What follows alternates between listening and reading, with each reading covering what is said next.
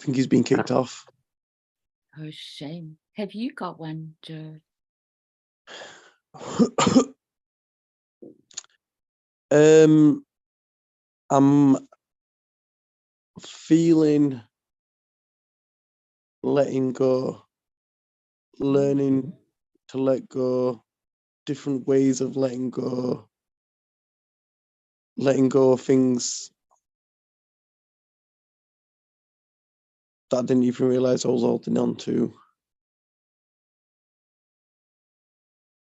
Very nice. That's a big step. Yeah. I listened to this this Buddhist monk guy, and he was saying that that's just one thing that's not taught in schools, like how to let go.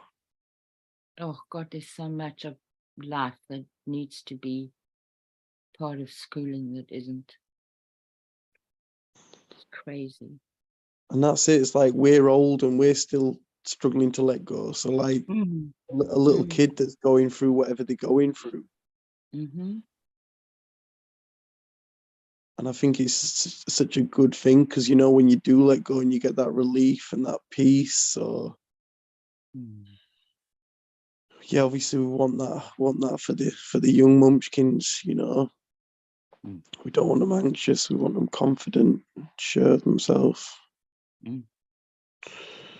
Well, I don't know what they'd fill commercials with if that happened, and all the drug commercials would be gone. Yeah, that would be a good thing to go. Unless you're a drug company. Yeah, well, they've had the time. Like it's if it was doing what it was meant to do, but sadly it's just causing more side effects, man. But that's it. It's good for them, but that's it. I reckon hopefully soon, like they ban cigarette adverts, hopefully they'll flipping ban medication adverts, even though that's fueling the whole of the TV. Like it's Stone Age, man.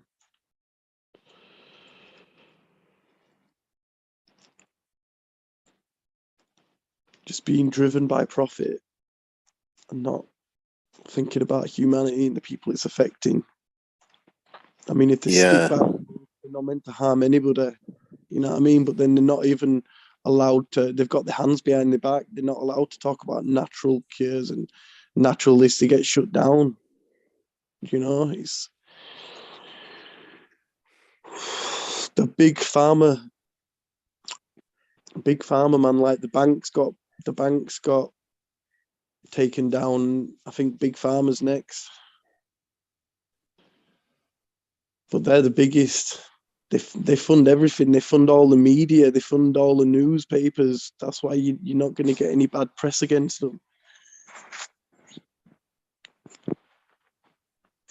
Yeah, and in the meantime, everything costs more and more money.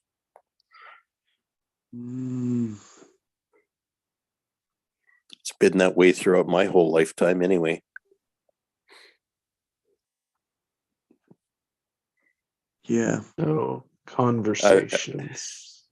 Conversations. Yeah. Truth. Yeah, there it is. It's creation. And Joe, letting go.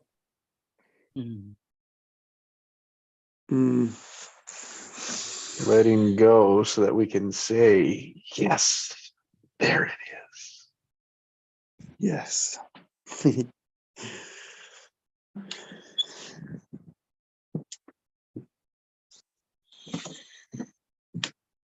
I remember when the guided me to letting go of that kite that I was holding in that storm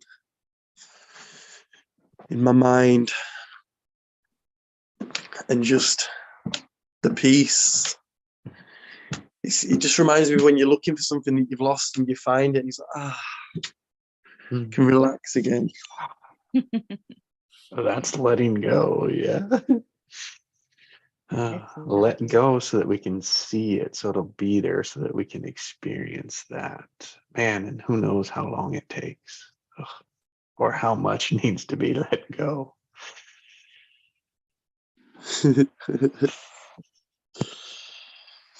See, there's the giggle. So it's already let go. Yeah, Mine too. that's it. Laughter is the medicine. And it's You know, free. yeah, we're designed to have all that stuff flow through, Mm, like to flow through and complete itself. And the only reason we ever have to let go of anything is because it hasn't flowed through in the way that was intended. That's true. So true. Golly, it's gold. Yeah. Yes. The resisting of it. Yeah. The resisting of it. The not allowing, the not accepting, the avoiding it. Yes. Yeah. Well, or seriously, the holding on to it. Mm. It's that something was held on to for some reason or other. And then those accumulate after a while.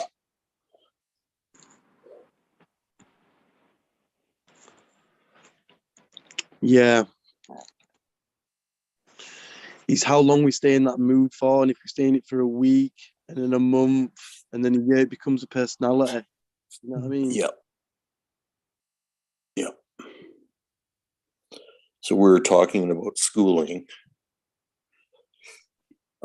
You know, for children, and as parents of children, the awareness of something that a child is holding on to that hasn't completed its cycle of flow through.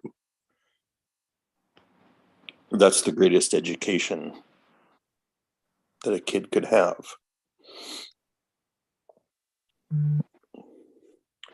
It starts with awareness of that, awareness that something's being held on to.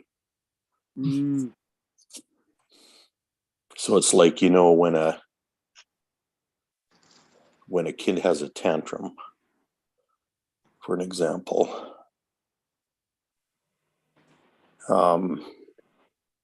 not to suppress it, but a lot of cases that can disperse itself when they're allowed to express it through.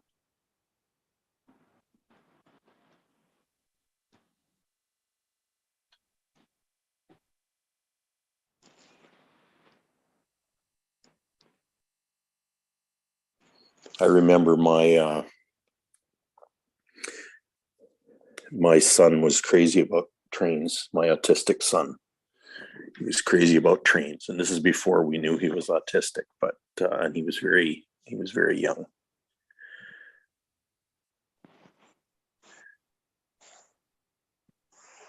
Yeah, I think he was. Yeah, I think he might have been 2 or maybe 3. And he was really, really excited about this steam train that we went to see. And just out of nowhere, the engineer blew the whistle, and it spooked my son James. He went ballistic.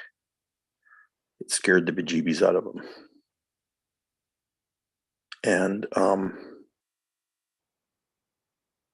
I don't know what it triggered, but it really put him in a state of distress. And I don't know that I knew to do this, but I just held him.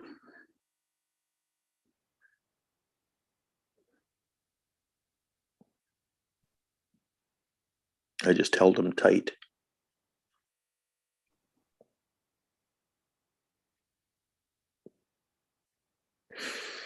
for a long time. And finally he could talk about it. And he said, Dad, the train went toot.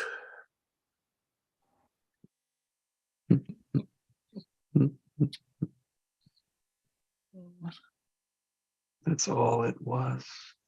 And that's all it was. The And truth. And I just held it. Hmm.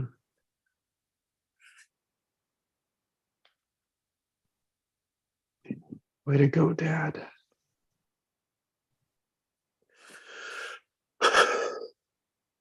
Beautiful demonstration of pure love.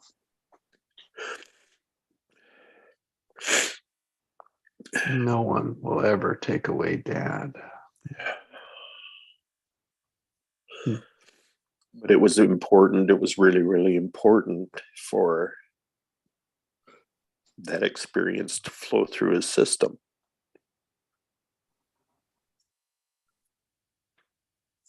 Safely in your arms. Safely, yes. You know, it was terror for him. Yeah. To him. You know, that was his understanding about it. And it just really freaked him out.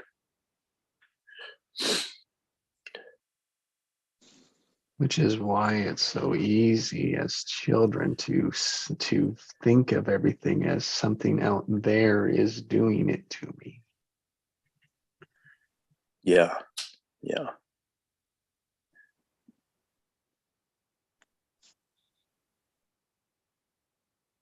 Thanks for sharing that moment with us, Craig. Wow. Yeah. Felt like I was there with you. You know, Squeezing. I'd never processed that way before. No. Well It's done, mate. beautiful. Beautiful, Yeah. isn't it? Well, it's a really good example of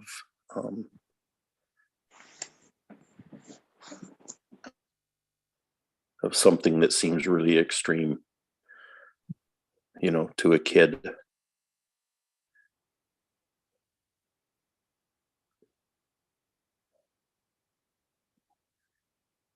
It, to me, a demonstration of letting go of the charge for both of you. And you Yeah. now, meaning you now, however many years later, whatever was held up inside of that charge is now free. Yeah. Yeah. And the experience, the information, that moment is still there. Yeah. Yeah. Well, you know, as I shared that, you guys just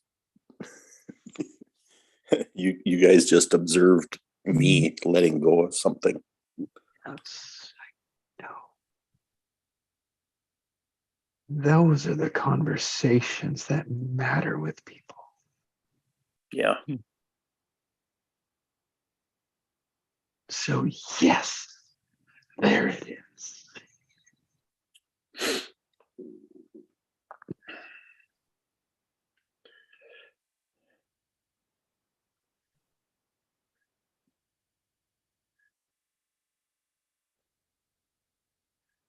You know, it's also a reflection of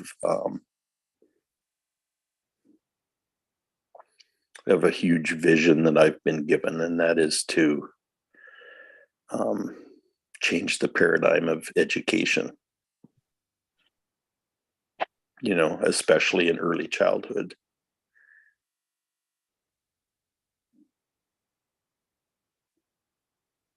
And family dynamics around children.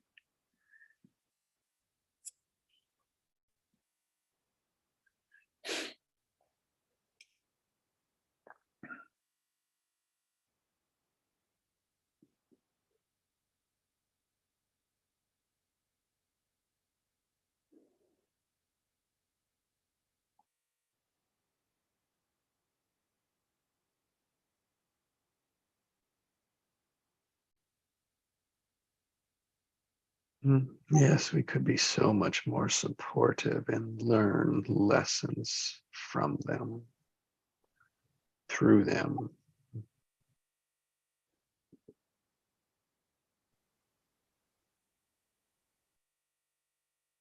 Build up rather than, it's not a tear down, but it's a, When we're just being Take- aware, when we're stifling people's hearts, yeah, you know. taking them out of it.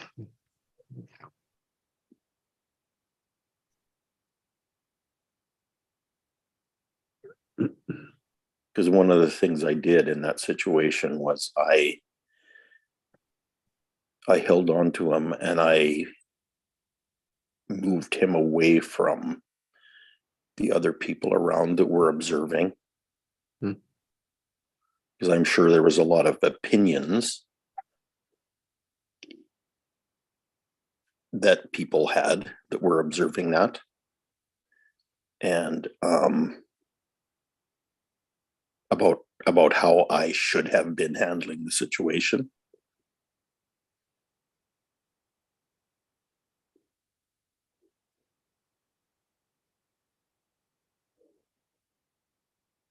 And I'm kind of flabbergasted that I did my own thing.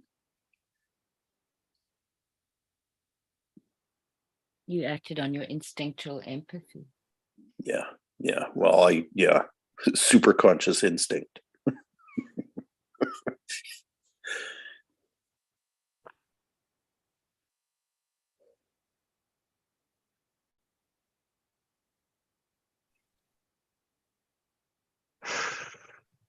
You know, and I'm not aware until today that that's what I was doing.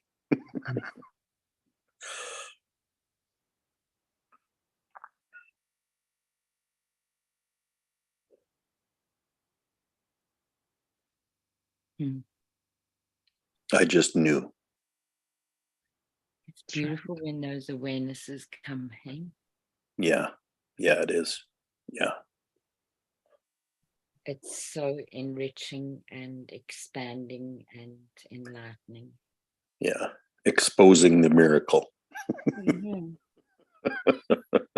that showed up in the situation, right? Yeah. Spotlighting it so that you can really value it and see it. Yeah. It all.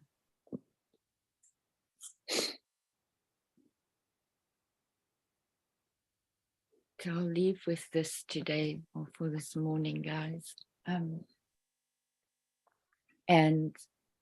it's because of what you were talking about that it came up for me, Craig. So I've got a friend that I absolutely adore. She's got this vivacious heart, and she it's interesting for me how people get things without having the language for them. And in many ways, I think that's probably what from your story, what I linked to. Anyway, and she'd witnessed something that was really awful. And she's been through the last, like, how many, probably about 10 years of it. Really, really bad relationship. Anyway, and so she was talking about the world and just how it's so difficult for her to navigate it, you know. And I thought, as she was talking, I thought, there's something has to come. I've got to be able to shift this in a way, and I'm not quite sure. And so I just sat with it as she was talking, and then I just said to her, Sue, the world is a shitty place, but life is so much more powerful and beautiful and extraordinary. And she was dead quiet, and she said, oh, thank God. Yes, of course it is. And it just switched it for her. And she could, instead of sitting in that one space, she could move to the other. And that's what you did for your little boy. that he was able to say the train toot-toot. And that's how easy it is actually for us to be able to switch. And I think the more we become aware of that, the more we allow it. And the more we allow it, with that vibration that we have of allowing, the more grace we receive.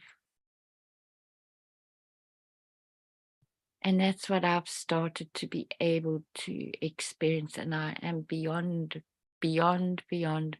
grateful for it. So thank you, everybody, for this wonderful conversation again this morning. And I will see you guys tomorrow. Hey, Allison, can you hold on for just a second? Because I got a Yeah. huge insight from what you just said. Sure. You know, you mentioned that she said that she talked about navigating life. Well, those were my words. Yeah. Right? Okay. But yeah. But like that. Yeah. And the question popped in my head, like navigating what? What do you have to navigate? And Yeah. the only things that we have to navigate is the stuff that we've been holding on to. Yes. You know, if we didn't hold on to it, we wouldn't have to navigate it. Exactly. Absolutely 100%. And then we could really be in creating. Right. So I'm going to go, but I'll listen later today. So if we're not navigating when we're creating, what is it that how do we get around? What are we doing? Love you guys. Bye. Bye, Allison. Bye. Bye.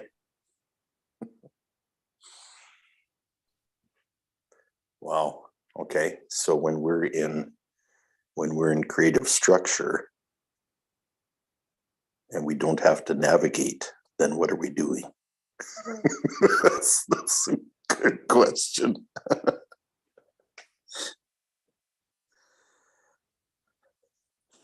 I'm loving that one.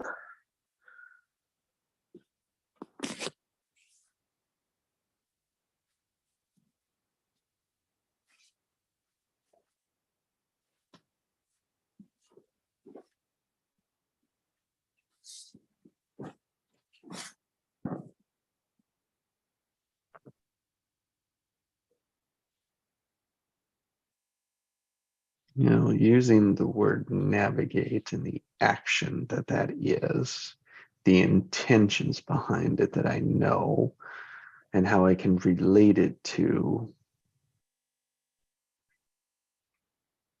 you know, is it the best word to explain it? But maybe not. But in the metaphor of what we're working here, what it, at the simplest form, is a direction, an orientation.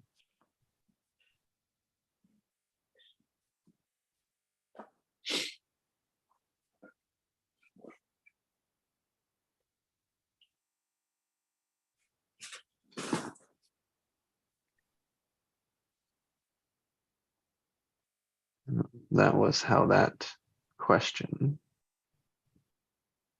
triggered me.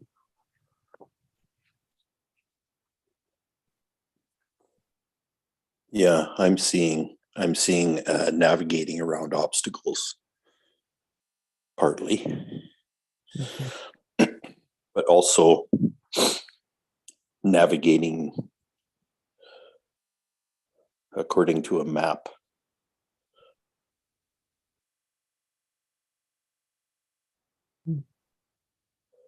So a map does a few things. It gives you a reference as to where you are relative to the map. But it also shows the structure of how everything is set up. Like it's a schematic of the structure.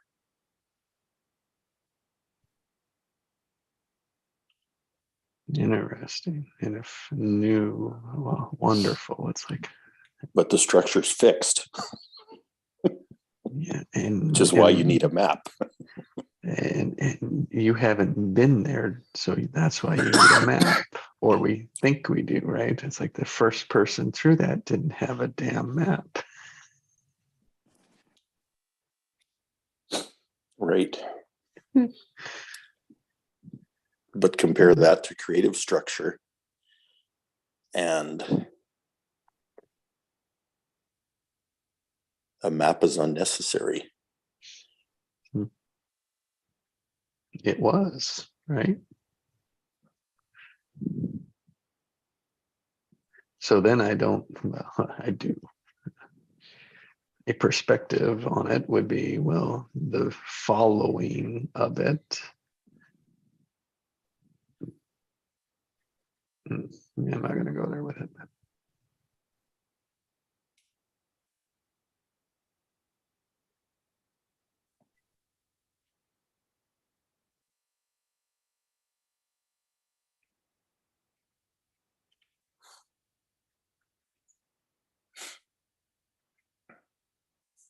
I think that's what you spoke earlier. It's like we feel like we need to have the map or else we're lost. Mm.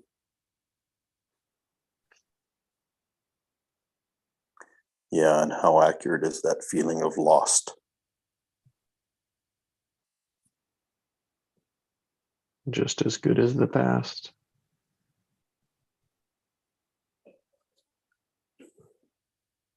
Yeah, we might feel lost, but are we really? Never. Yeah, I was listening to a video last night, and he was saying that's a good sign when you're feeling like that. Mm-hmm. You know, keep going when you're in that unknown. You don't know what's gonna happen. It's really easy to just fall back into what we're comfortable with. Mm-hmm. But that uncomfortableness is, although it's uncomfortable, it's something that we get through. Yeah. We're building Tension that of confidence. uncertainty. Tension. The tension of uncertainty. Yes, Joe. So true.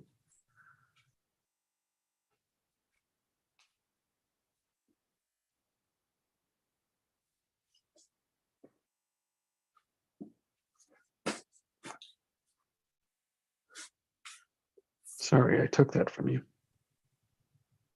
No, my brother, it's all good in the hood.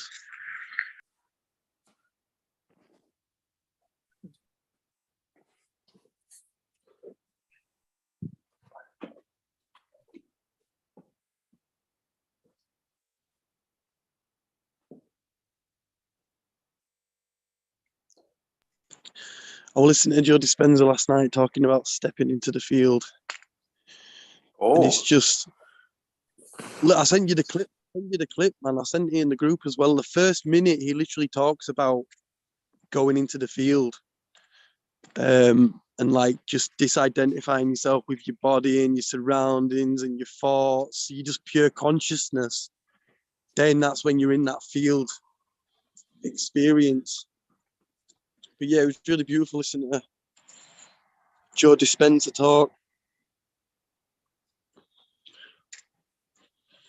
about the power of identity. Mm. The real one and the facade. Yeah. Yeah. There's the tension.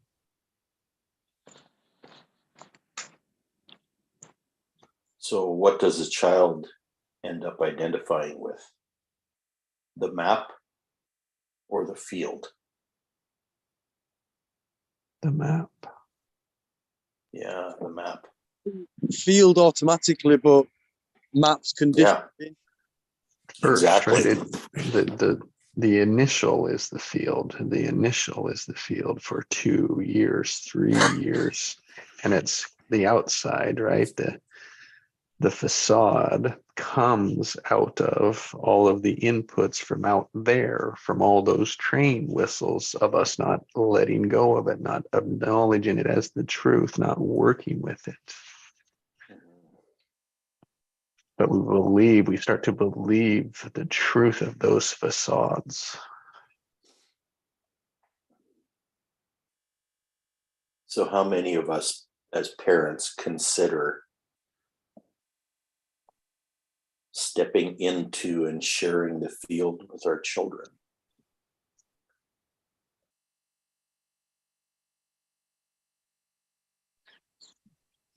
I mean, to me, that's the power of this.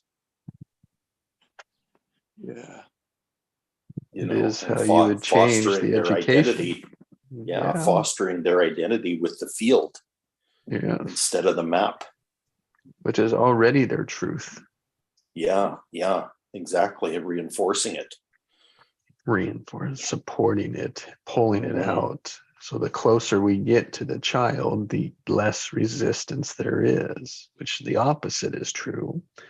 The farther we are away from it, the stronger, the bigger roots that facade or fake identity is.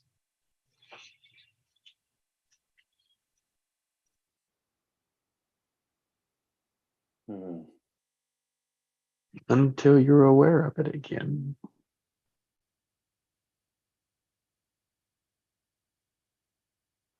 That's why I call it silly, right? Because we're causing it all ourselves over and over and over. Yeah, it's funny because Joe and I were just discussing this yesterday. I think it was yesterday about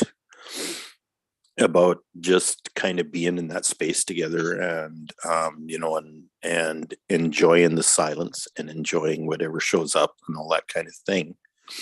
And learning to see that time together as extremely valuable and productive.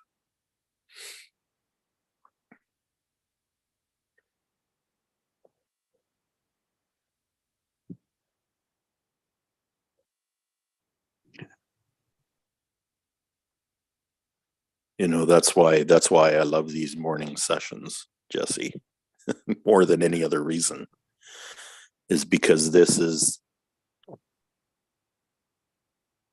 by and large the most productive and valuable time I spend every day.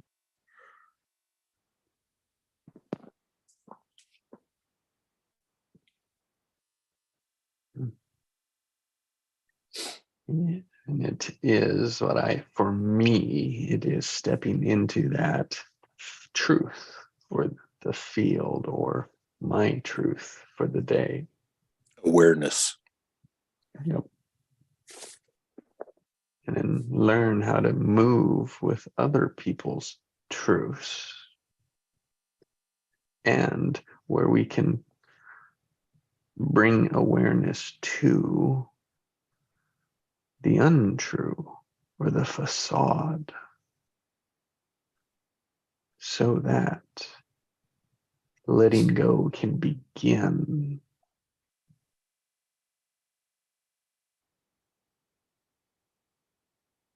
Sometimes it's instantly, and sometimes it's so big that there's so much, it just takes some time. And that is what I mean, holding the tension.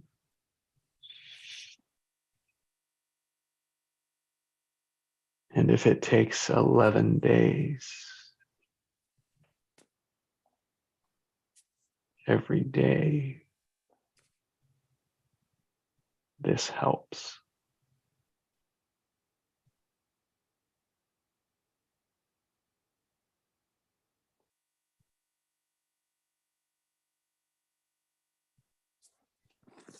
Yeah, for me, there's a hell of a lot of untangling going on. And that's in group awareness. Oh, man. Yeah, the dynamic of group awareness is just unbelievable. Exponential. Not to mention, exponential with others, and then you add on it 7 times over a week, every day versus once a week. It's like, oh my God, put the exponent on top of that.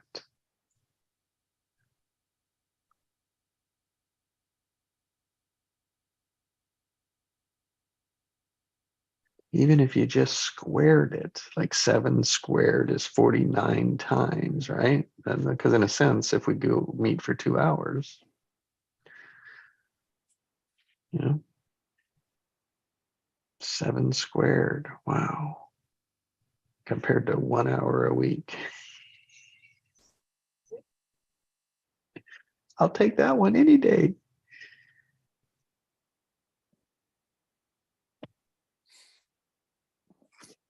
Yeah, and the results are largely intangible. Hmm. So in order to proceed to keep coming back, you have to trust the truth and the value.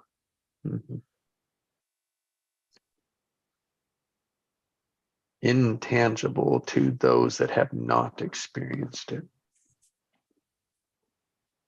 Because for those that have, you'll never take it away. Wow.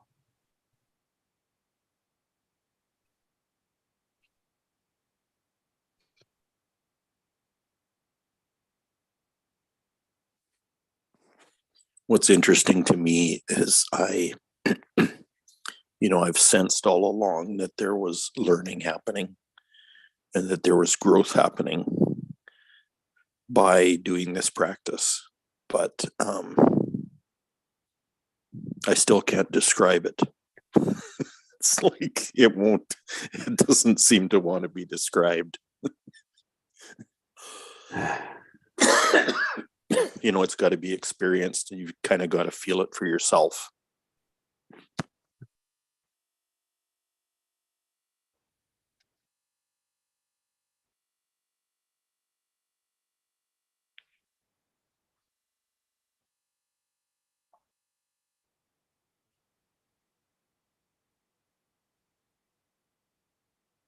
Yeah, I'd say meditation is the first step, you know.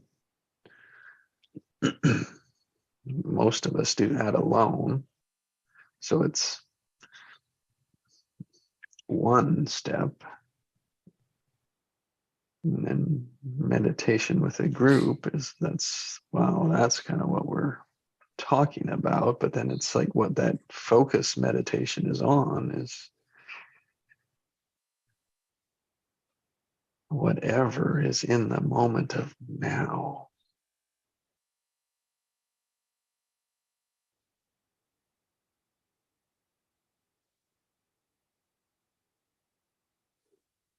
Because we bring that facade, we bring that worldly identity everywhere else. Just here, we don't have to.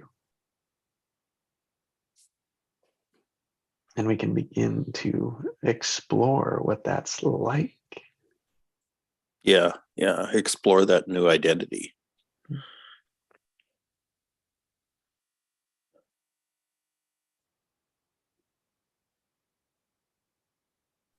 And by just exploring it and being with it and talking about it and feeling it, it just automatically expands and grows.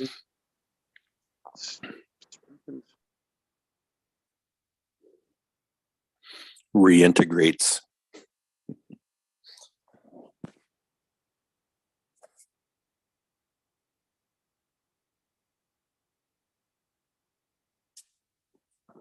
Prepares. Yeah. Preparing. You never see. Like it is the intangible of preparing. Mm-hmm.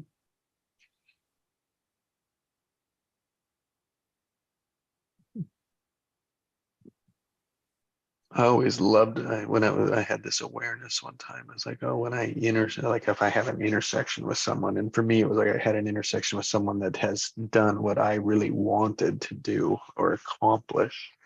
For me, that was like successful in business. And it was like I noticed it was like I was so in that moment with them. It's like that intersection and trying to like pull out everything that I could from them. But what it realized was, it's like, it's their journey, it's not my journey. And I wanted to have the same journey they did. It's like, ugh. Yeah. And then I had no respect for what they had to go through to get there. I noticed my ignorance in all that it took for them to get there. And I was just putting my story into it. It's like, ugh. Which didn't allow it to be their story, and it didn't allow it to be mine. Mm.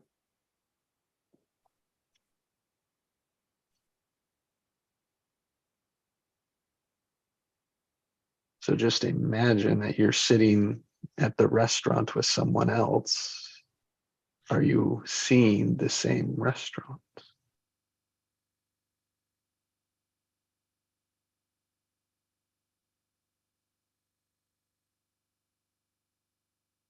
And how do you know?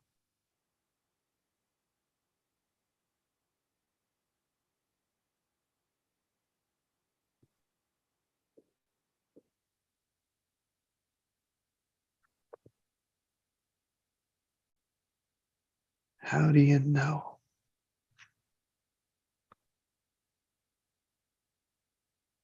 Are you certain you're seeing the same colors?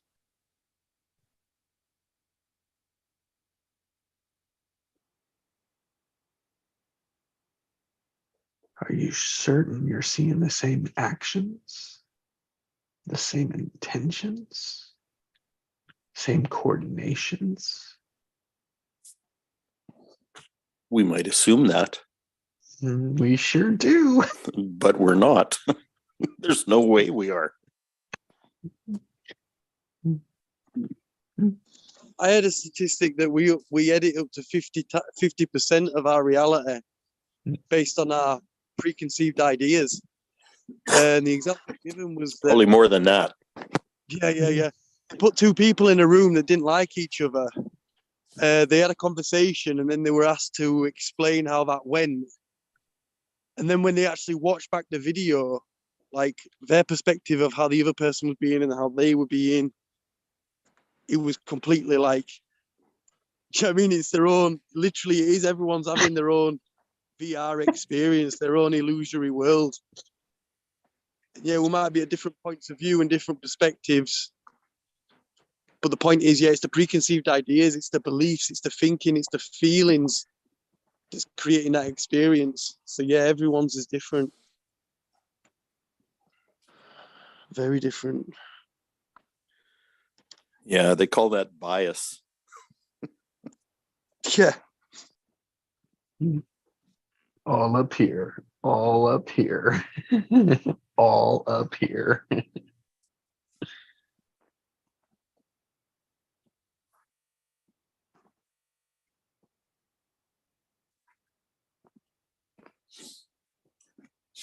To me, that's why this space is so valuable.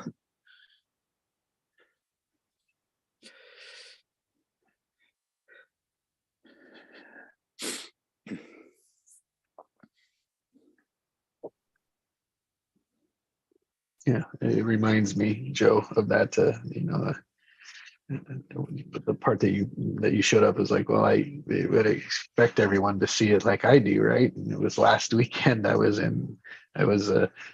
traveling for a meet, and I'm sitting there. I jump on at 5 o'clock, and I'm sitting here, and I'm just going through, doing my work, just sitting there waiting, and so I waited for an hour.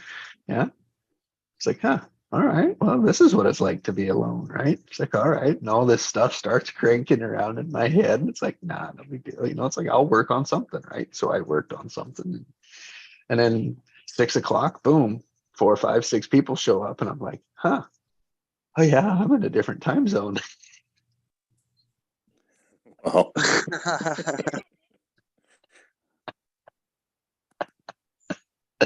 Easily done. Easily done.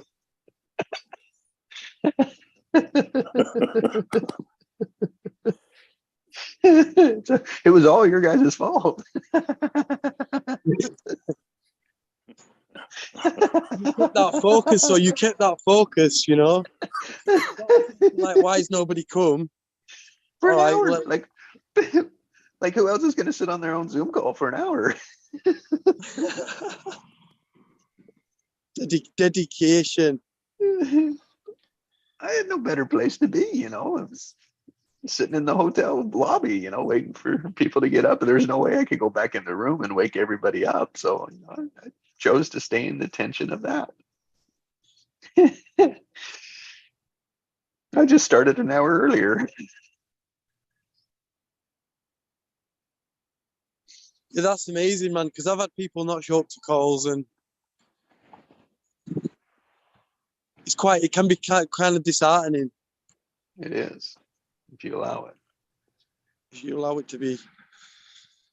So then I But make yeah, content. to I sit in an make hour in that content. space, though, mate. Wow, flipping that's amazing. So big up, salute.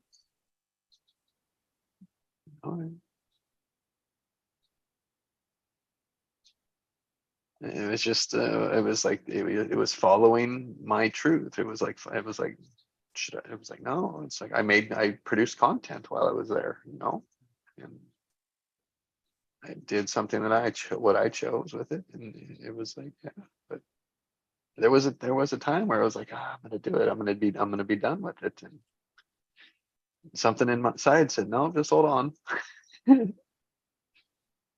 You've been in it this far. This is really what it said, justified it. You're in it this far, just keep going. All right. So that tension, so was there tension when they didn't show up, and then what happened with that? Did it ease up? Did it dissipate? Did you just stay with it? Yeah, I mean, you know, it definitely, yes, there it is. When people started showing up at 6 o'clock, according to me, and I was like, oh, that's right, I'm in a new time zone. So the new information, right? Let all that stuff that was back there go. Now, if I would have ended it, I would have never known that. And then I would have not delivered on my promise to be here every morning. Not that I mean, that's what I hold as my promise, but I've broken that one too. And that was cool. I didn't know it, but like there it is the lesson. It's like when I did that, that made me equal with everyone because I didn't show up for every one of them either. Yeah. And those that were waiting said, I'll be there tomorrow. I said, me too.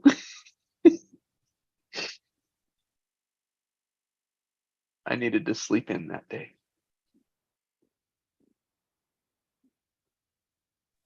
That's it, divine timing. That's what we want to roll with.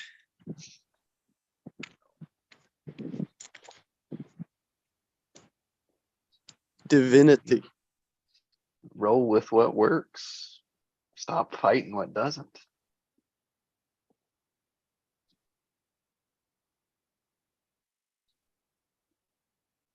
Roll with what works, and creative structure works. It compounds positively.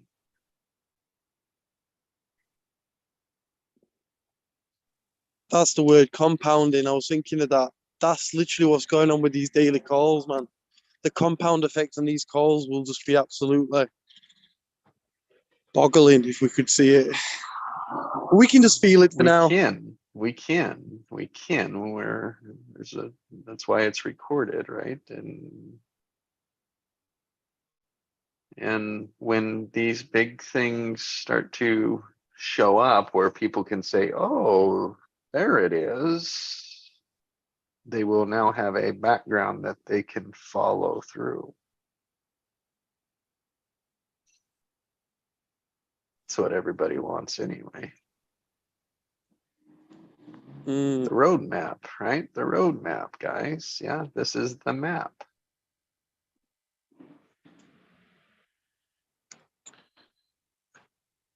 I like what Chris says, how he says, we've got the map, but it's upside down. Well, yeah, yeah. What I say is there's the map I'm going to turn upside down. And why do you need a map? You don't, but we always have one.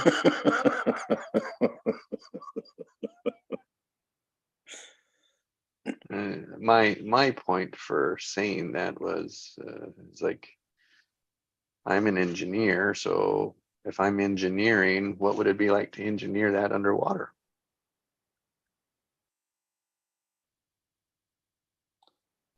I mean, it's just a different perspective.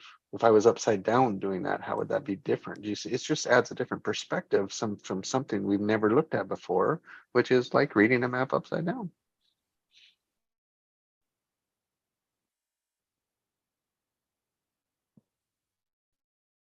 It's a, you know, it's the could. It's a mental version of could.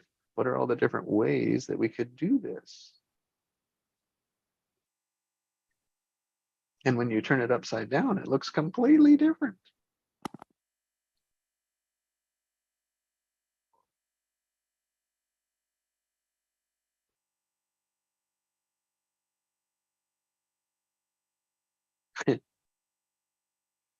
There we go. Invisible engineering. That's what I do, is invisible engineering. Nice. Because my engineering that I do is 2,000 feet below the ground.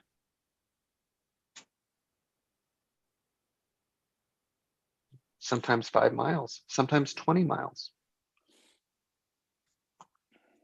Now, it doesn't matter how far, it just changes the physics.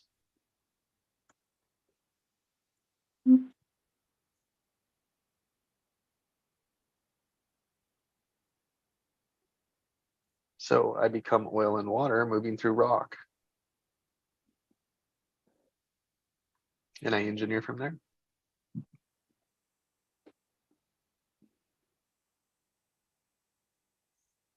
I'm going to engineer myself into the gym.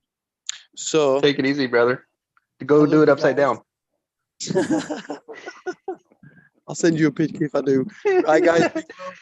Bye, Joe. Take care. Yeah, I love you. Peace, peace, peace. Health and vitality, brother.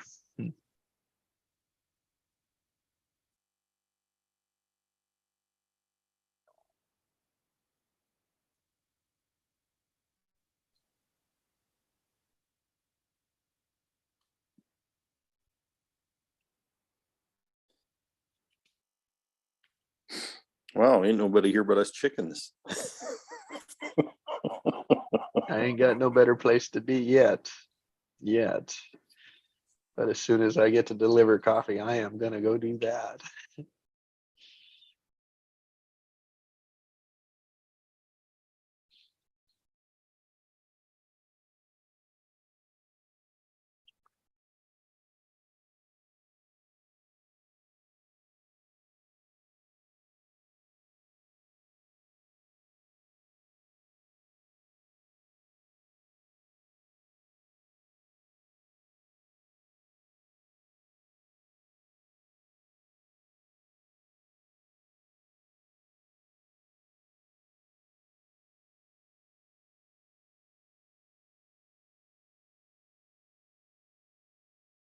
And then there was me.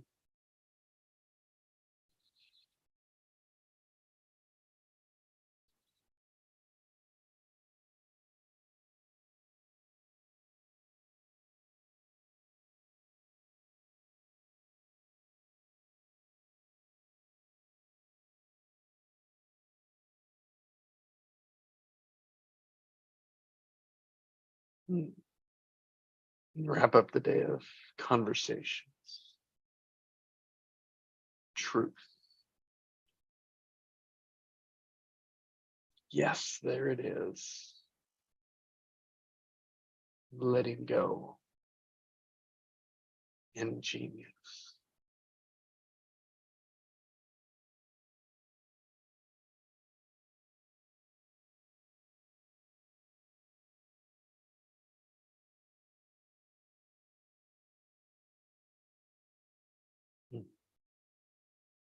what we created today. Well, again, I thought it was just me, Craig.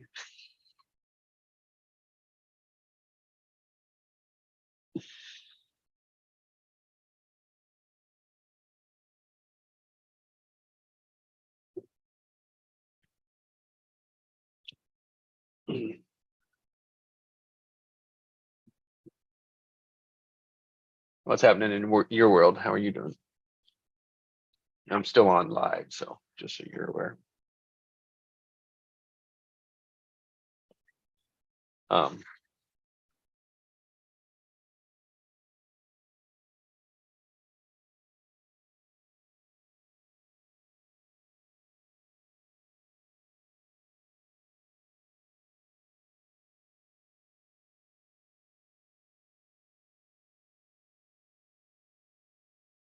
how's the project with you and Joe going?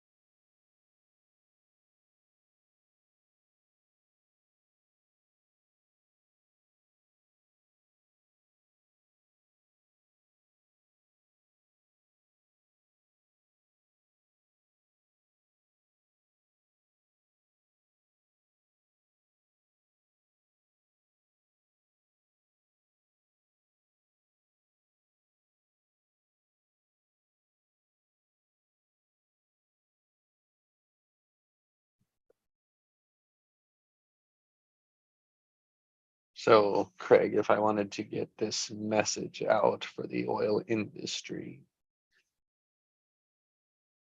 what would you recommend?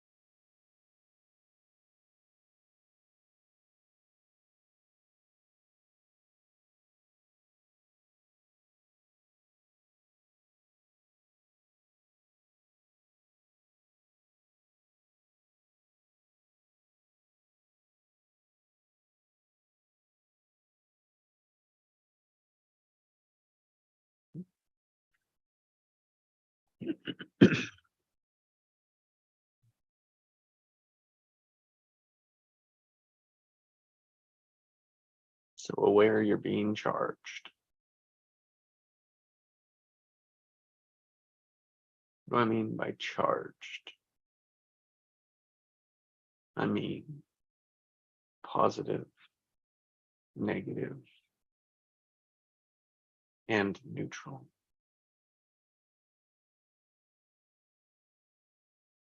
I call it space. Is the emotion that we choosing, unaware usually. So when we become aware of the charges, we can begin to choose them. And that becomes new patterns.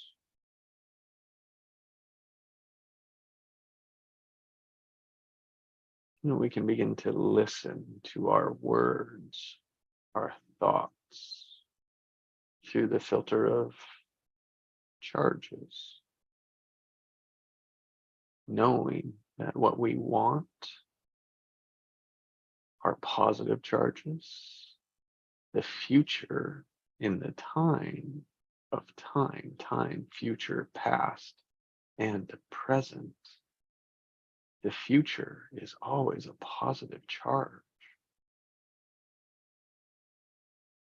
And that is the only place we are going with the only thing we have is right now.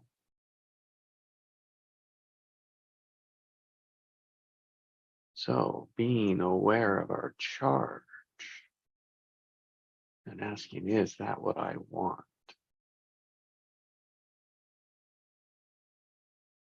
Step 2 or layer 2 is to look at the time. Where is my orientation? Where is my navigating? Where am I navigating? Am I navigating from the past to the future? Or am I just in the moment of now? What have I learned?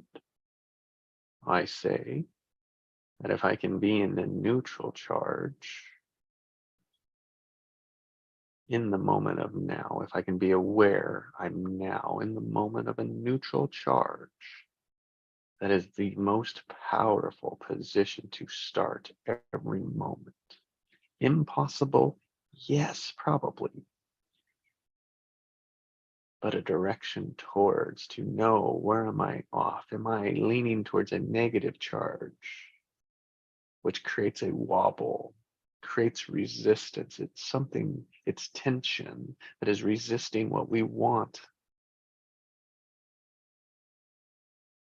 And the best way, the best awareness that I have is to just sit in our silence.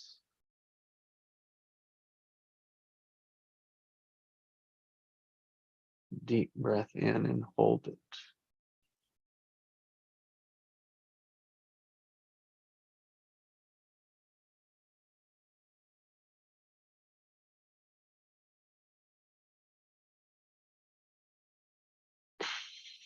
Exhale.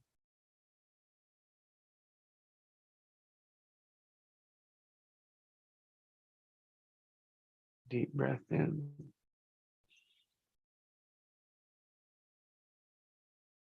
Hold.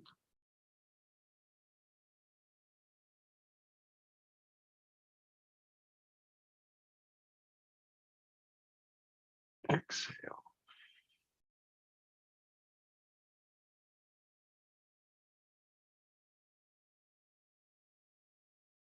And now, what charge have you been living mostly?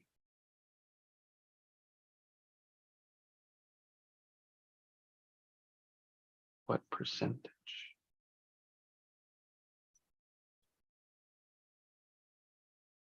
This is your dominating charge. You are now aware.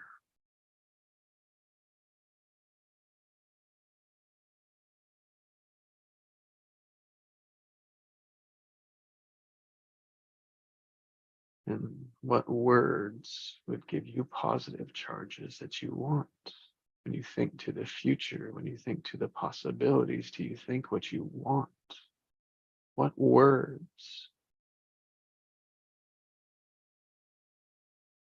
come to you?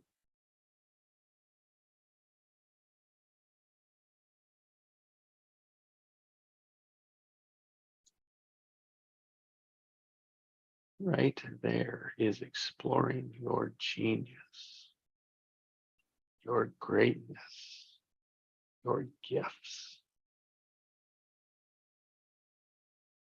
So just allow those words, marinate in those words, adjust them, but don't judge them.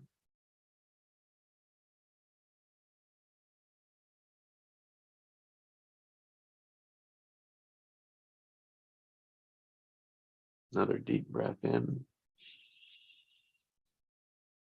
Hold.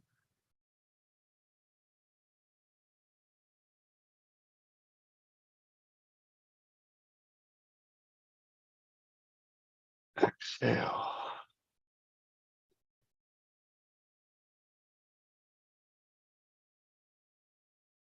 Now we all have a time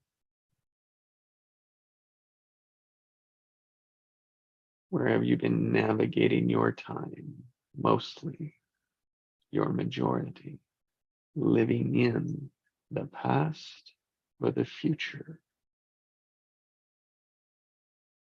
Just allow the truth. What percentage?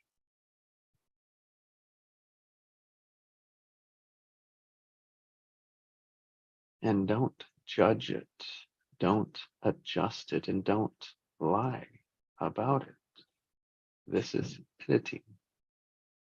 This is judging.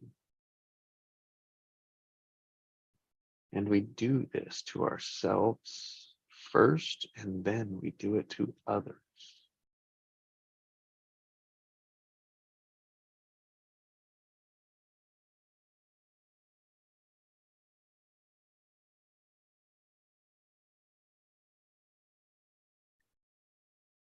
That awareness of that defaults for you, I trust will serve your life.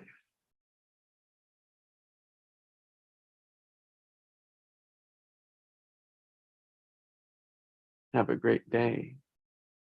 My coffee is done.